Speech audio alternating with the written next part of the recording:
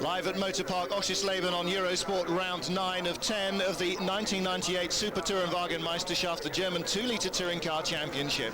They're on the warm-up lap. Quick look at the grid. Laurent Aiello snatching pole in the dying moments of a very wet session from Nissan's Michael Krum. Christian Abt underlining Audi's return to form with third ahead of Joe Winkelhock. Manuel Reuter in the best of the Opels ahead of Emanuele Pirro, also running well in his Audi. Uwe Alsen and the second Peugeot of Jörg van Ommen on the fourth row of the grid. And there is the championship leader, Johnny Cecotto, just ahead of Eric Ellery. Ellery putting all his ice racing experience to the fore in the drowned conditions of qualifying. Ash in his Nissan ahead of an improved Christian Menzel, who went very fast in this morning's warm-up. The Hondas struggling, quite frankly, in these conditions. Michael Bartels was 10th at the end of the session, dropped to 15th because he improved his times under a yellow flag caution period. Also dropped down from 12th to 13th on the grid was Frank Bieler. He didn't suffer quite so much, but he was penalised for the same reason. Well, the warm-up this morning, 10 degrees of track temperature, just above 3 degrees of air temperature. Very, very cold indeed at Oschersleben. Laurent Aiello was fastest in the warm-up, still 2 seconds shy of their fastest dry times on Saturday. Johnny Cecotto was second quickest, Joe Winkelhock was third quickest for BMW, and Christian Menzel was fifth quickest for BMW. So Laurent Aiello must make a good start here if he's to stand a chance.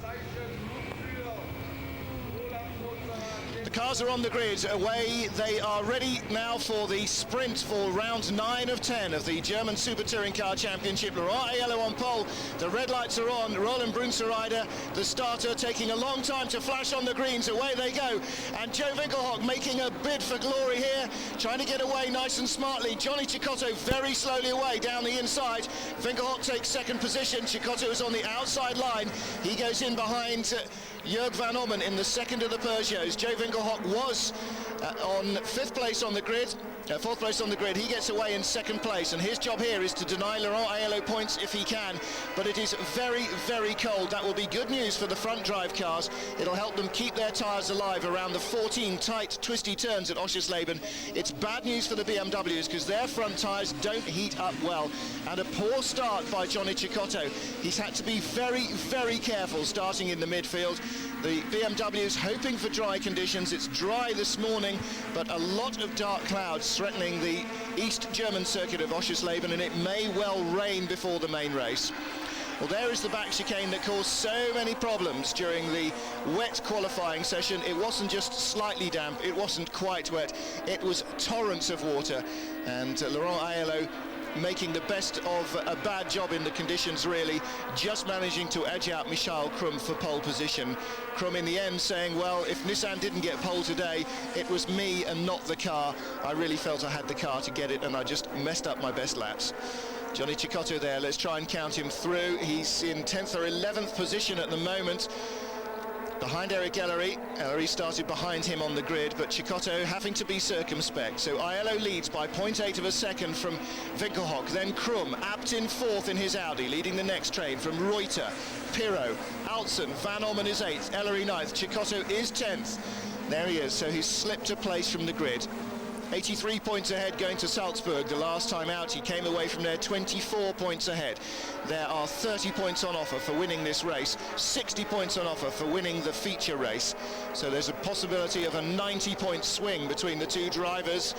Cecotto now in 10th position, leading the championship. Laurent Aiello leading the race. He is first, and he is chasing Cecotto for this championship lead that the Venezuelan has held for most of the series. A real change around from last year when Laurent Aiello was leading right from the word go, and it was the BMWs who were doing the catching up. Joe Winkelhock in that instance. This year he's playing second fiddle and support to Johnny Cecotto. Cecotto has got Christian Menzel right behind him, the orange BMW, and that's good news because Christian Menzel has been once more deputised, sworn in, if you like, as a semi-works third BMW driver to help Johnny Cecotto and to help Joe Winkelhock help Johnny Cecotto, as he did last year, and he did a very good job indeed last year. This year he's been drafted in his BMW much more like the works cars now, and as a result able to really show a better turn of pace than the easy-out machine has been able to do all year. Across the line, 0.7 is the gap now between Aiello and Winkelhock. So Winkelhock holding that gap steady, closing down more than a tenth of a second in the last lap. Cecotto behind Ellery doesn't really need to make a passing attempt at the moment because he's still got the main race, and Cecotto knows that at the moment it's much more important to claim some points for finishing than to get a couple of extra for getting past an Opel or somebody else. Here is the lead trio then. Michal Krum might be the fly that really upsets Laurent Aiello here, because Aiello will know for a fact that Joe Winkelhock will do anything to get past and deny him maximum points. But if Aiello falls foul of Krum as well, that'll be 2 cars ahead, and Krum will unwittingly help Cecotto in his battle against the Frenchman. Well, Krum won't be bothered about that as Cecotto gets his nose inside Eric Ellery at the double right-hander and makes the move. Well, he put that one to bed, and Ellery wasn't fighting it down into the chicane. There just is no room there at all. So the double right-hand complex as they come away, and now back adjacent to the pits. They're running parallel to the pit straight, behind the pits, but in the opposite direction, if you like. Uwe Altzen making a move there on the Opel, the Audi ahead of him. Riding with Roland Asch, that's Frank Wieler ahead, and ahead of him is Christian Menzel. Menzel now behind Eric Ellery. Now he will try very hard indeed to pass the Frenchman in the TNT Opel, because he's no use at all to Cecotto 2 places back. He'll be much better placed for Cecotto right on his boot lid. And Cecotto knows that he can trust Menzel implicitly. Quick view of Roland Asch there, smiling as ever. Spoke to him actually about why he always seems to be smiling in the cockpit, and he says he's never aware of it, although he knows, having seen the footage, that it always looks as though he's got this broad, open-mouthed grin on his face. He said, it's just how my face is when I concentrate. I'm never really particularly aware of it. But it always does look like he's really enjoying himself, as Cecotto now starting to feel the warmth in his tyres and rubbing himself up inside Jörg Van Ommen. Oh, Van Ommen spins across his nose. Cecotto survives. Van Ommen goes off. He will rejoin though, I'm sure of that. But, well, that's robust driving by Cecotto. He did get his nose inside. He hadn't got alongside fully, and Van Ommen perhaps felt inclined to defend that. Again, Cecotto on the same place makes the same move on Eric Ellery as he did last lap, and pulls it off as well. Thought Eric Ellery was going to go for the demon lunge there into chicane, but he didn't. So Cecotto's now picked up 2 places from this starting position. He's now up to 8th place, because he started in 9th but dropped 1 place. Again, Uwe Altzen looks at Pirot. It doesn't happen for him. Ellery's got the wiper on. Once he gets onto a fractional straight, he'll sort that out and turn it off. But Ellery's still with Menzel behind him. Have a look again here. Cecotto inside Van Ommen on the outside, trying to hold the car in tight to the curbs to deny the Venezuelan, doing his job there, not just to hold his own position, but to try and deny the Venezuelan track position in his attack against Laurent Aiello. But in the end, Van Ommen further and further and further offline, still trying to turn in, and the back of the car just pushed round merely by the physical presence of Cecotto's car. Altzen again looking inside Pirot. Uwe Altzen really going for that 6th position. Well, the Opels and the Audis very equal here. Bit of a fast take one there. There's the view from the outside again. We've seen that incident. Aiello incidentally now only 0.4 across the line, and again Altzen looks inside Pirot. Altzen really should, he thinks, be going a lot quicker than he can behind Emanuele Pirot. Well, the 2 Audis there, both with Opels behind them. Abt has got Reuter just 0.4 of a second behind.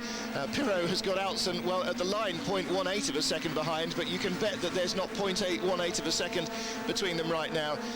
It'd take me about 0.18 of a second to move down the length of a touring car. Never mind the speed they're going here. So here's our lead triumvirate, separated by just half a second. Aiello, Winkelhock, Krum. Then we're looking 4 seconds back at Abt in 5th place. And Winkelhock chasing Aiello for all he's worth.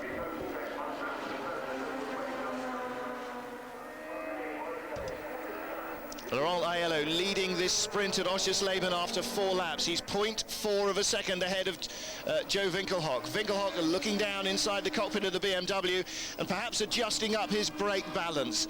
The BMWs will be denied the option in the 1999 regulations when they come in to have what they have now, which is a brake balance that is not only split front to rear, but is split left to right as well. The rear drive cars quite often are in brake balance problems with the unladen front wheel when they turn into corners under trail braking, as they do so often. And BMW, under the new regulations, will not be allowed to, in fact nobody will be allowed to do that, but BMW being the only rear drive cars are the people who benefit from that most.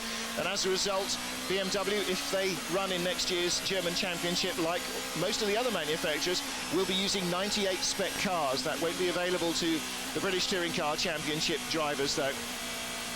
Well, looking back there at the Opel for Alton, oh goodness me. Manuel Pirro was our camera barge there, and he's got Johnny Cecotto now closing right up. Cecotto has pulled in more than a second and a half on this pair in a lap and a half, and that means that Pirro is very definitely holding up Uwe Alton, and Alton, having unsuccessfully tried to get past Pirro several times, now has the spectre of the Venezuelan right behind him, and Cecotto is on a mission here now. He's warmed his tyres in, he's brought his car up to temperature, and we saw him being fairly tentative in the opening 2 laps. And then he put into very robust moves in laps 3, 4, and again on lap 5 to get past Eric Ellery twice and to get past Jörg van Ommen. And you can see now that Cecotto is well fired up. So there is the group for 4th. Abt, Reuter nearest the camera, then Pirro, Alton, Cecotto, and they're separated in actual fact only by half a second, those 3 as well. And Alton not separated by any distance at all there from the back of Emanuele Pirro's Audi. The Opel absolutely rubbing up against the paint there as they came under braking. So this is 4th, 5th, 6th, 7th, 8th at the moment. Abt, Reuter, Pirro, Alton, Cecotto. Behind them, Eric Ellery leads the next group as Cecotto again goes inside the Opels under braking.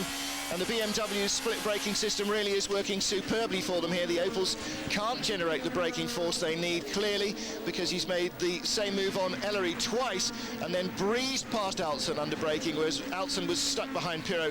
This is very, very good driving indeed by Johnny Cecotto, and he is really doing everything he needs now to rein in the runaway Laurent Aiello. Aiello, of course, with Joachim Finkelhock now actually 1.2 seconds behind at the end of that last lap, but still right there and in shouting distance. Cecotto is now in 8th place. In fact, he's not, he's now in 7th place. He's ahead of Uwe Alton. Uwe Alton is 8th. This is 4th and 5th, 6th, 7th, Cecotto, and 8th placed Uwe Alton. Well, if he can make a short work of Emanuele Pirro, as he did of Uwe Alton, then Johnny Cecotto, with still 7 laps left of this race, could quite easily work himself to the head of this little train, come in 4th place across the line, perhaps at the checkered flag. Who knows, maybe he might even be able to tow his way up a little bit to Michael Krum. Well, one thing you can be certain of, and that is that Joe Winkelhock will not leave his foot off the brake pedal and just thump Laurent Aiello out of the race. That's not how BMW want to win this championship. They are in the lead with Johnny Cecotto, and they will take the breaks as they come. They knew when they led at mid-season that they were coming into a string of ultra-fast airfield circuits, and last time out the Salzburg Ring, where the low downforce of the Peugeot versus the high downforce of the BMW was likely to kill them.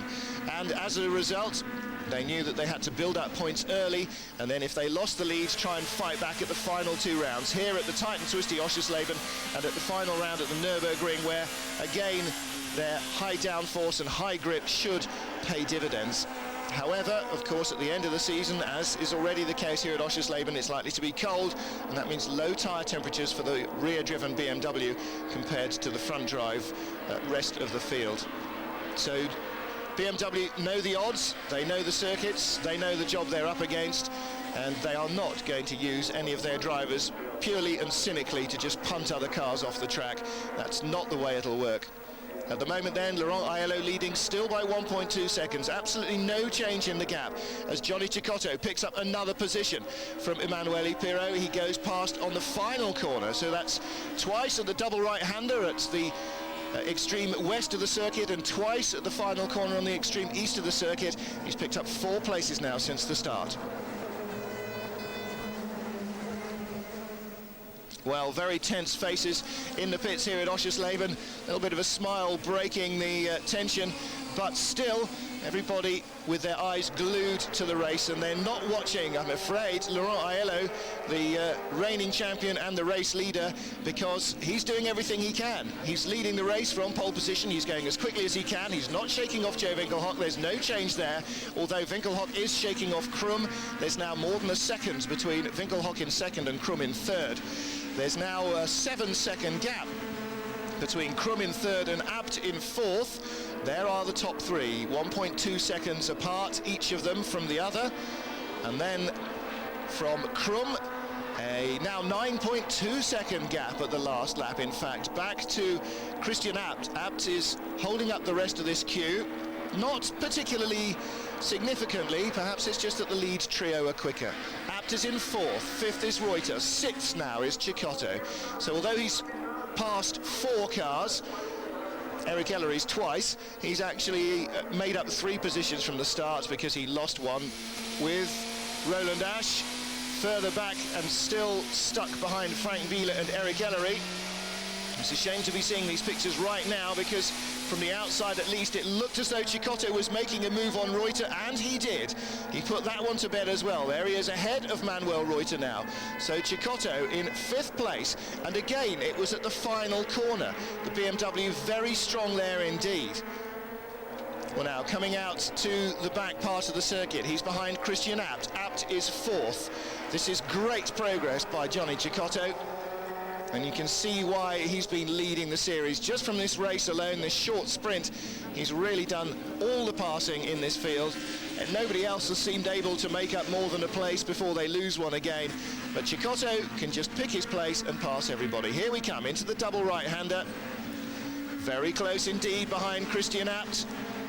Not quite close enough. Abt right up by the curbs, and Cecotto had no way to put his wheels inside there. But look at the way he's hounding the Audi. And as they come around out of this long straight down the back of the circuit, they will come to the place that Johnny Cecotto has adopted now as his favourite passing position. And that means very bad news indeed for Christian Abt. And Abt sliding wide there. Oh, out of this fast left-right sequence. And then the 2 right-handers that lead down to the start-finish. And again, Cecotto goes down the inside into the final right-hander, takes the place. Abt is fighting back, but that is a dead duck, because it really was a lost cause after Cecotto went down the inside under braking. Again, Cecotto judging that superbly, all the experience in the world. And Christian Abt fighting hard for his position. It is good to see that the Audis, well, towards the end of the season, and probably rather too late for the board members' appreciation, are looking stronger now. Audi's A4, of course, running with the Quattro body shell here, the 4-wheel drive body shell. And the reason they're still using that shell, because they're now only 2-wheel drive cars, of course, is that they can route the exhaust through the transmission tunnel that goes all the way down the car that used to take the drive to the rear wheels. That means they can run their cars lower. Now they'll have to use a 2-wheel drive body shell for the 2-wheel drive car next year. Let's have a look back then.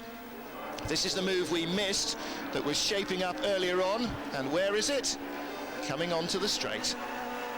So Johnny Cecotto, his BMW with that dinged left front corner after his contact earlier on in the race, and slight scuff marks on the right front corner there as well after that spin with Jörg van Ommen. It didn't do much to halt his stride. He dropped momentarily back behind Eric Ellery, past Ellery 2 corners later.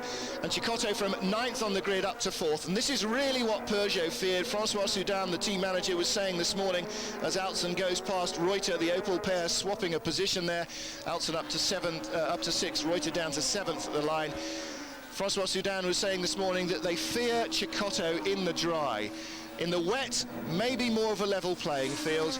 Aiello, first place, 2 laps to go, nothing he can do, he's leading, but Cecotto is inexorably getting closer and closer. Cecotto won't be able to catch them, he won't be able to pass Krum for 3rd place, he hasn't got a chance. Krum is some 13 seconds up the road, and Cecotto's only got 2 laps, but he has picked up 5 places from his starting position of 9th to come up to 4th, and that's a whole hatful of points, which means that Johnny Cecotto will have the championship lead as they come to the main race.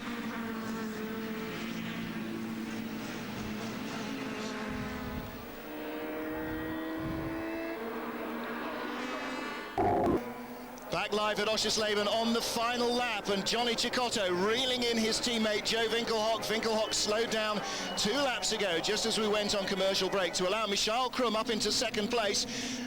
Winkelhock loses a place. Why does he lose a place? Because he's slowing down. Why is he slowing down? So that Johnny Cecotto can overtake him for third place. That's the way it works when you're a BMW team driver. You do what you need to do. Half a way around the final lap, Johnny Cecotto takes third. He was never going to catch Krum. He was 13 seconds behind Krum. So what was the only option?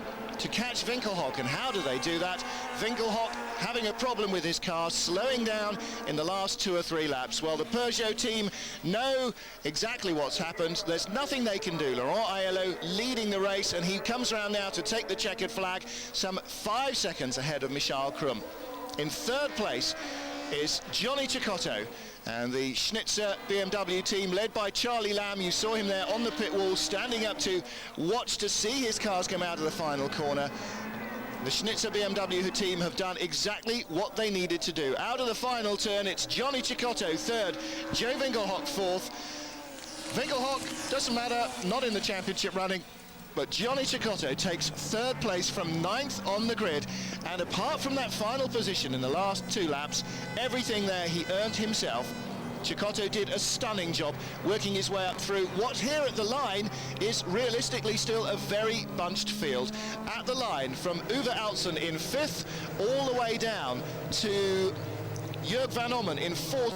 There was not more than 0.4 of a second between any of those cars. It was a very, very bunched midfield. Cecotto starting 9th and dropping to 10th in the first couple of corners, worked his way past all of them. Roland Asch then, breathing a little sigh of relief once the pressure of the race has gone, starting now to breathe in and out a little deeper, talking back to the Rosberg Nissan Primera racing team on the radio.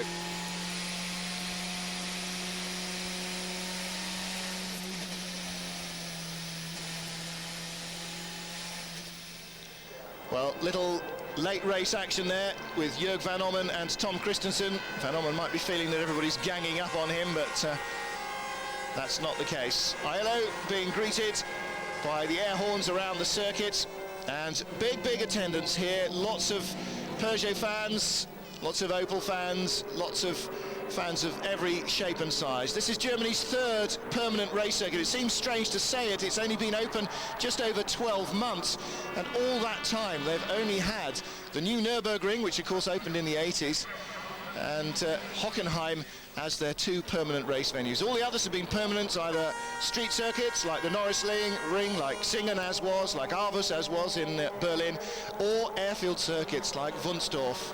And so this is their 3rd permanent race circuit. It's the only permanent race circuit at the moment in the former East Germany. It's about an hour's drive from the new capital, Berlin. It's not far from Magdeburg, the famous medieval town. And there, Roland Asch, well, I wonder what he's thinking this weekend. Confirmation came during the week from Nissan that they are shutting down their German super touring operation at the end of the season. So Roland Asch and his teammate, who was 2nd here, Michael Krum, are out of a job. So too the entire Nissan Rosberg squad. Well, the race this evening, the main event, which might, so may indeed not, will be on at 1900 CET, that's 1800, 6 p.m. in the UK. Don't forget, we've got NASCAR live this evening. We continue with our coverage of the Bol d'Or, and we also have the final round, the Greek Grand Prix in the 250cc Motocross World Championship. Laurent Aiello wins, Johnny Cecotto third. Cecotto retains his championship lead here in the sprint at Oschersleben. There are just 3 races left to go in the super touring season. The main race here, see it this evening at 6 p.m. in the UK, 7 p.m. across Europe and Eastern Asia on Eurosport. Well, I'm Martin Haven. Thank you very much indeed for watching. I hope you've enjoyed the race here. We'll be bringing you all the action from the main event this evening, so stay tuned for that and stay with us all day today on Eurosport. A massive motorsport weekend, and again we could see championships won and lost here. We've got the motocross, we've got the Bol d'Or, we've got NASCAR, and of course the kart champ cars this evening, as well as the